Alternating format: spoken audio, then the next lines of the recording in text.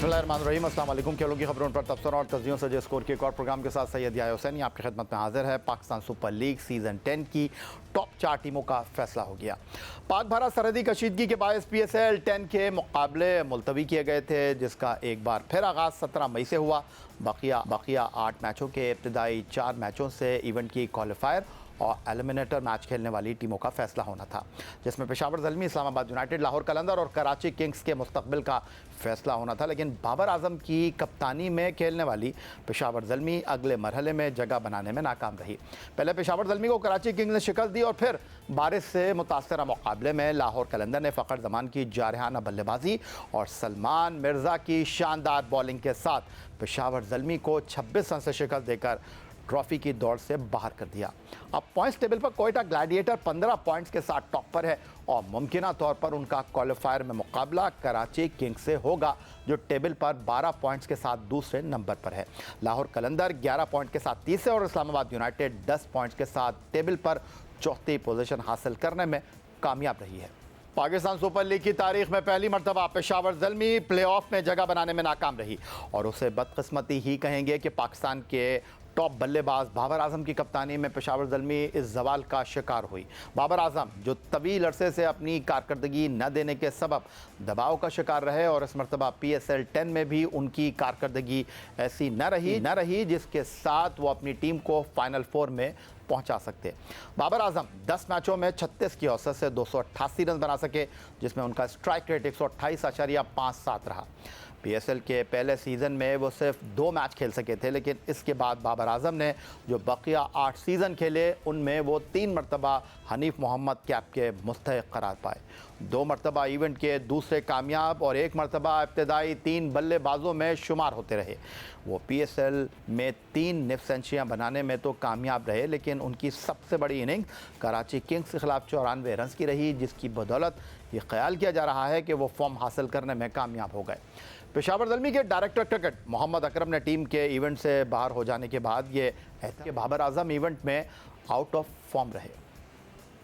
बाबर आजम के बारे में बड़ा क्लियर है कि वो एक ग्रेट प्लेयर है और मैच विनर है, और अगर उसकी मतलब ट्रैक रिकॉर्ड उठा के देखें तो सब कुछ सामने हमारे, उसके स्टैट्स देखो तो सब कुछ सामने हमारे।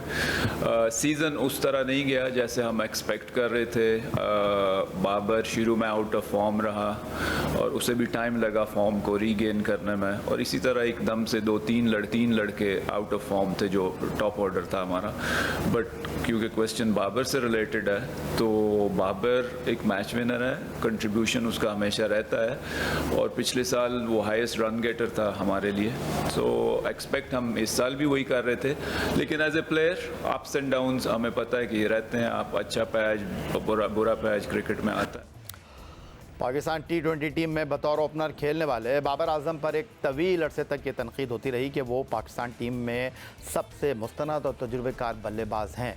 उन्हें मिडल ऑर्डर की पोजीशन पर खेलते हुए मुश्किल वक्त में टीम को सहारा देना चाहिए, लेकिन ऐसा हुआ नहीं। फिर मैनेजमेंट और सिलेक्शन कमेटी की तब्दीलियों ने उन्हें टीम से ड्रॉप भी किया और नई ओपनिंग जोड़ियाँ भी आजमाई।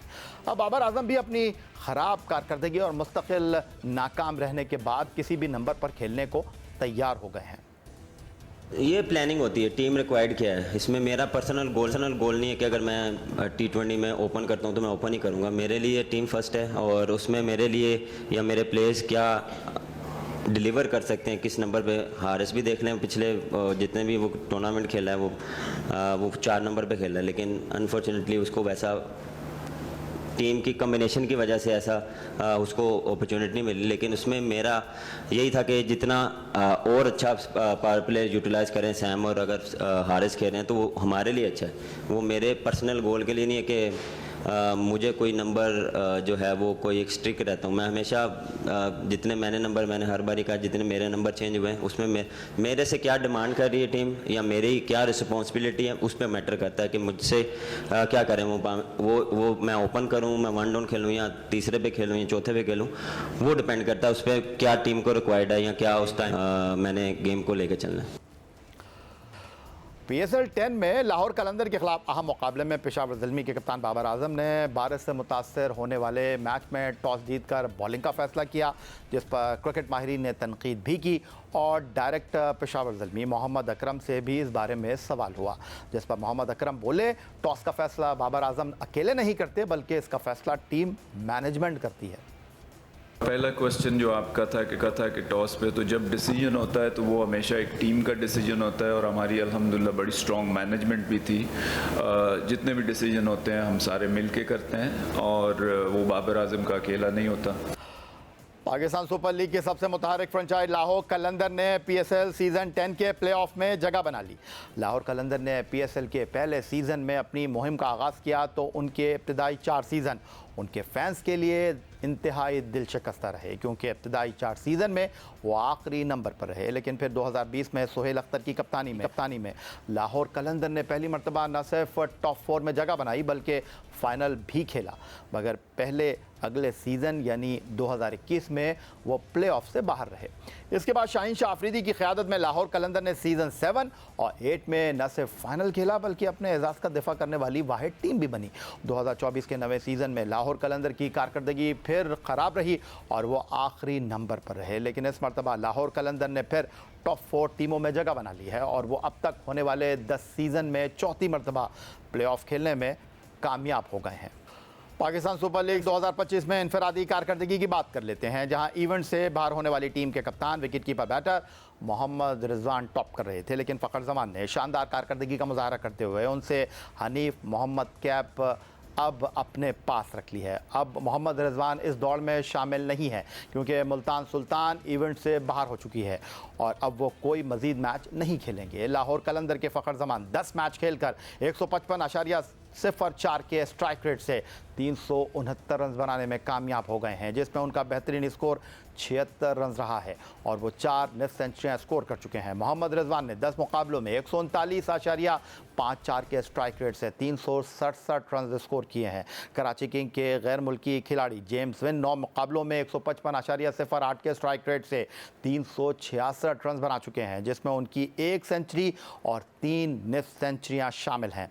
इस्लामाबाद यूनाइटेड के साहबजादा फरहान 9 मैच खेलकर 1 सेंचुरी और 1 निफ सेंचुरी के साथ 321 रन अपने रिकॉर्ड बुक का हिस्सा बना चुके हैं और कोयटा ग्लैडिएटर के हसन नवाज 10 मुकाबलों में 8 इनिंग में 159.29 के स्ट्राइक रेट से 317 रन बनाने में कामयाब हुए हैं।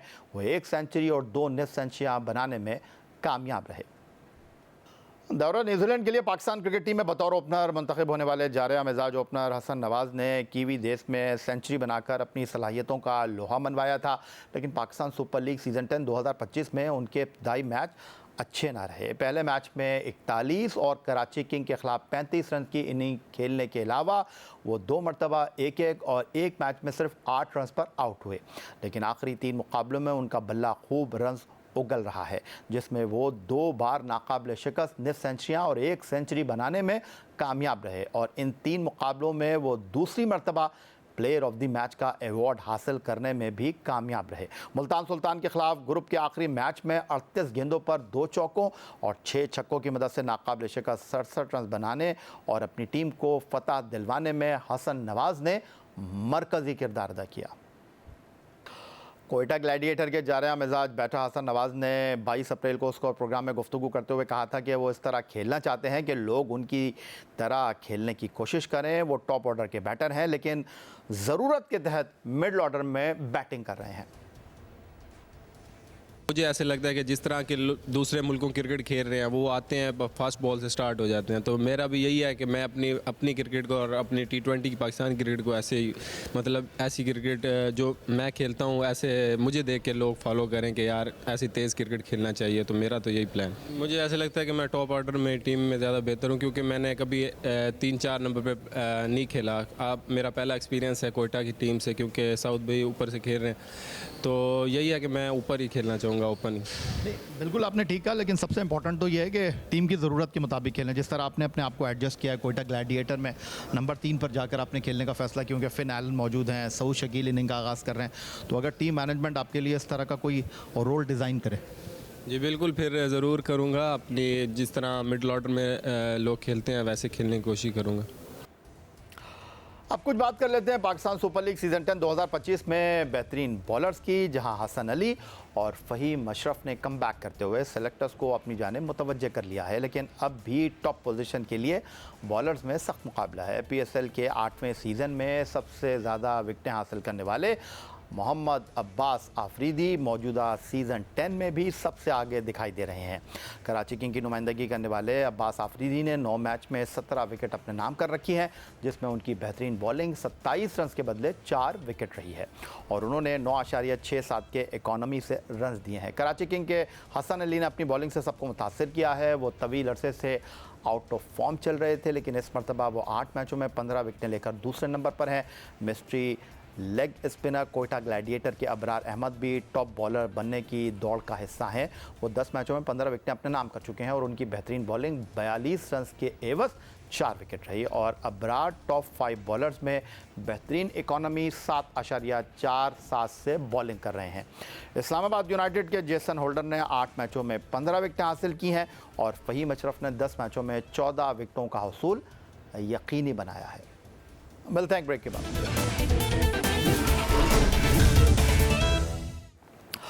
भारत ने फिर अपना रंग दिखाना शुरू कर दिया है। भारत में मोदी हुकूमत के ज़ेर असर भारतीय मीडिया ने एशिया कप 2025 के आगाज़ से चंद महीने पहले ही एक बार फिर उसी प्रोपेगेंडे का आगाज़ कर दिया है जो इससे पहले वो एशिया कप 2023 और चैम्पियंस ट्रॉफ़ी से पहले करते रहे हैं। पाकिस्तानी अफवाज की जानिब से भारतीय जारियत का जो मुंह तोड़ जवाब मोदी हुकूमत को मिला है और बैनुल-अक़वामी सतह पर उन्हें हर जगह तनकीद के साथ सुबकी का सामना भी हुआ है। इसके बाद फिर भारत ने खेल में सियासत शुरू कर दी है। भारतीय मीडिया ने यह खबर दी है कि पाक भारत कशीदगी की वजह से भारत ने एशियन क्रिकेट काउंसिल के तमाम टूर्नामेंट से दस्तबरदार होने का फैसला कर लिया है। भारतीय क्रिकेट बोर्ड के मेंस एशिया कप और विमेंस इमर्जिंग एशिया कप से दस्तबरदारी का फैसला किया है। भारतीय मीडिया ने BCCI ऑफिशियल के एहलकार का हवाला देते हुए बताया है कि एशियन क्रिकेट काउंसिल के सरबरा सैयद मोहसिन रज़ा नकवी हैं और वो PCB के चेयरमैन होने के साथ एक वज़ीर भी हैं। इसलिए भारत ऐसा टूर्नामेंट नहीं खेल सकता जिसके सरबरा एक पाकिस्तानी वज़ीर हों।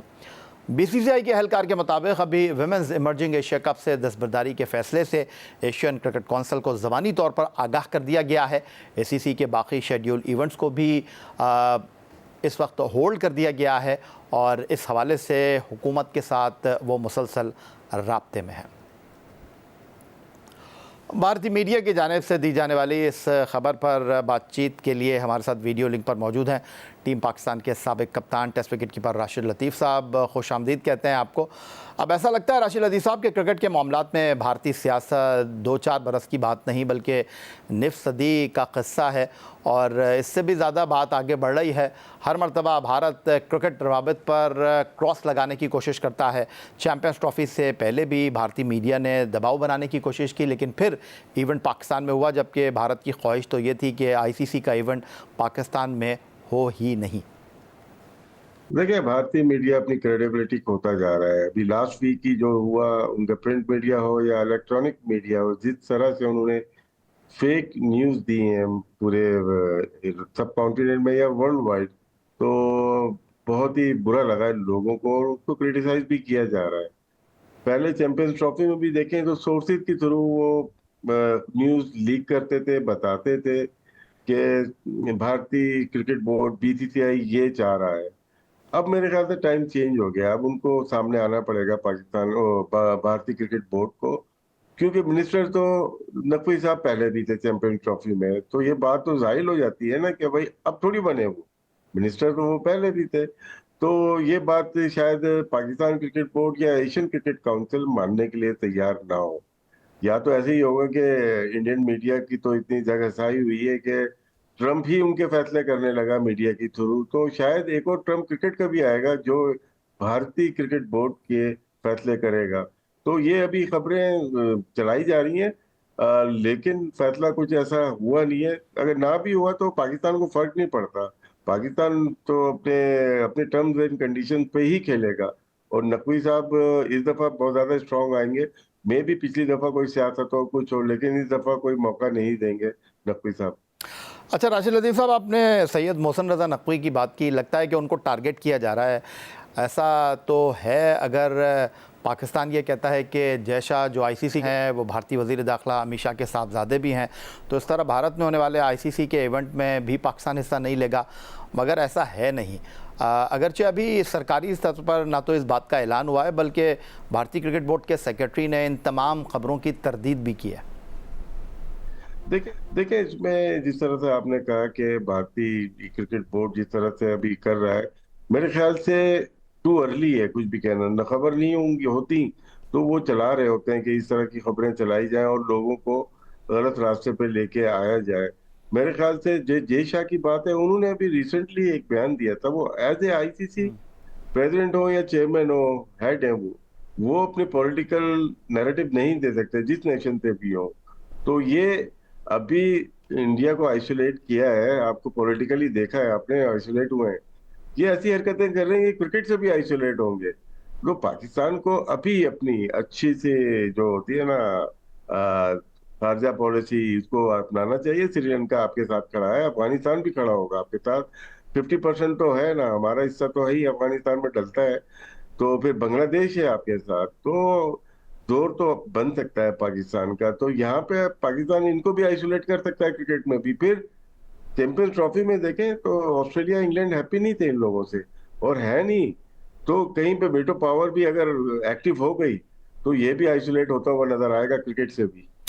अच्छा राशिद लतीफ़ साहब, माजी में भारत के ख़िलाफ़ आप भी खेल चुके हैं, माजी में भी पाकिस्तान टीम के क्रिकेटर्स की भारतीय टीम के खिलाड़ियों से दोस्तियां रहीं, लेकिन ग्राउंड में दोनों क्रिकेटर्स का रवैया जारहाना रहता था। आपको ऐसा लगता है कि हालिया कुछ अरसे में दोनों टीमों के क्रिकेटर्स का रवैया ऑन स्क्रीन ज़्यादा दोस्ताना रहा है? जैसे विराट कोहली का मोहम्मद आमिर को बैट देना हो या उनके साथ हंसी मजाक करना हो, तो भारतीय हुकूमत अब अपने क्रिकेटर्स को भी पाकिस्तानी क्रिकेटर्स से दूर रखना चाहेगी? हमारे ना हमारे जो प्लेयर्स हैं, आवाम है, इवन मीडिया के पर्सन भी हो गए, दिल में कुछ नहीं रखते, नफरतें नहीं है हमारे यहाँ। लेकिन वहां पे ना डरते हैं, ये लोग डरपोक हैं। और वहाँ के मीडिया भी अगर मेरे बारे में आपके बारे में दो अल्फाज भी लिख देंगे ना, वहाँ क्रिटिसाइज किया जाएगा उनको कि पाकिस्तान को क्यों किया। यूट्यूब चैनल का देख लेना, यूट्यूब चैनल बंद करने से कि जंगें जीती जाती है। तो मुतासिब है वो लोग, नफरतें बहुत ज्यादा हैं और प्लेयर्स में नहीं होती। लेकिन अभी चंद बयानात हमने पढ़े वहां पे कि इतनी आपने तल्ख बातें कर दी कि ऐसा लग रहा है वो वापस मिलेंगे ही नहीं कभी भी। वो गौतम गंभीर हो जाए या और भी बहुत सारे प्लेयर्स हैं। लेकिन ऐसा करना नहीं चाहिए दोनों तरफ से। आप देखिए, हमारे काम नहीं है कि जंग को लड़ना है। आपने एक मुहिब्बत वतन है, उसको ऐलान करने की भी जरूरत नहीं है हमें। लेकिन जहाँ पे स्पोर्ट्स की बात आएगी तो हम स्पोर्ट्स की टर्म एंड कंडीशन या जो उसके लवाजमात हैं उसको पूरा करेंगे। बहुत शुक्रिया आपका। राशिद लतीफ़ पाकिस्तान के साबिक टेस्ट कप्तान, wicket keeper, video link Islamabad से हमारे साथ मौजूद थे और पाक भारत कशीदगी और एशिया कप में भारतीय मीडिया की जानिब से सामने आने वाली ख़बरों पर अपना रद्द अमल पेश कर रहे थे। यही आज का हमारा प्रोग्राम था। एक्स अकाउंट पर आप हमें फॉलो कर सकते हैं, ईमेल कर सकते हैं, अपनी राय से आगाह कर सकते हैं score@geo.tv पर। इस दुआ, इस उम्मीद, इस तवक्को के साथ कि पाकिस्तान में खेल और खिलाड़ी तरक्की करते रहें, सैयद याओ हुसैनी को स्कोर की पूरी टीम के साथ अगले प्रोग्राम तक के लिए इजाज़त दीजिए। अल्लाह हाफ़िज़।